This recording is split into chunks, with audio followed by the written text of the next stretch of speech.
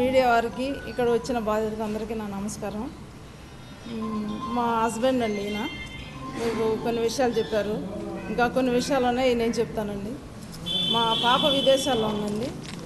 అయితే ఆవిడ పేరు ఫోర్జరీ సంతకాలు చేసి ఆవిడ పేరున చిట్లు వేసి మమ్మల్ని కట్టలేని స్థితిలోకి 90 చిట్ల వరకు వేసి తర్వాత ఇవన్నీ మేము ప్రాపర్టీస్ అమ్మేసుకొని బయట అప్పులు తెచ్చి తీసుకొచ్చి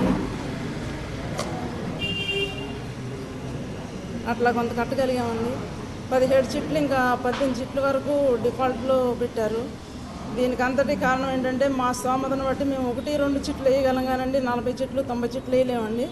అయితే ఏంటంటే వాళ్ళ స్వార్థం కోసం, వాళ్ళ బిజినెస్ కోసం, వాళ్ళ కమిట్మెంట్ కోసం, వాళ్ళ స్వలాభం కోసం మమ్మల్ని ఇరికిచ్చి మా పచ్చగా ఉన్న సంసారాన్ని మా పచ్చగా ఉన్న సంసారాన్ని బుగ్గిపాలు చేసి వీధిని పడేసి మా ఆస్తులన్నీ అమ్మించి తర్వాత మా పిల్లలకి పెళ్లి చేయలేని స్థితిలో కూడా వచ్చామండి మేము.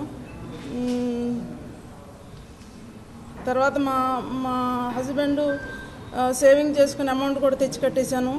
చాలా వరకు ఆస్తులు అమ్మేసి కట్టేశాను. ఇంకా డిఫాల్ట్ ఉందని చెప్పేసి మమ్మల్ని నానాయింస్ చేస్తున్నారు. ఇంటికి వచ్చేసి మార్గదర్శి వాళ్ళు మమ్మల్ని హెరాస్మెంట్ చేయటం, గ్యారంటీల దగ్గరికి వెళ్ళి వాళ్ళని హెరాస్మెంట్ చేయటం, వాళ్ళ ఆస్తులు అమ్మేస్తామని చెప్పి బెదిరించడం, మా ఆస్తులు అమ్మేస్తామని బెదిరించడం, ఇప్పుడున్న ఇల్లు కూడా దాన్ని అటాచ్మెంట్ తెచ్చి దాన్ని కూడా అమ్మేసేయడానికి ప్రయత్నిస్తున్నారు. వీళ్ళ ఉద్దేశం ఏంటంటే ఆర్థిక స్తోమత లేని వాళ్ళని కూడా చిట్టులో విరికించేసి వాళ్ళ ఆస్తులను కొల్లగొట్టడం వీళ్ళు చేయం. దీనికి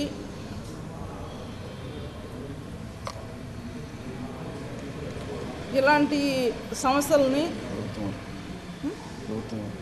ప్రభుత్వం వారు మాకు సహకరించి మాకు జరిగిన అన్యాయాన్ని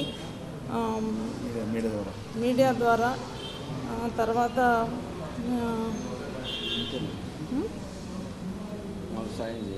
మాకు సహాయం చేయాలి, మాతో పాటు ఉన్న మిత్రులందరూ కూడా సహాయం చేయాలని ప్రార్థిస్తున్నాను. Subscribe to Social TV Telugu for more videos. Hit the bell icon for faster updates.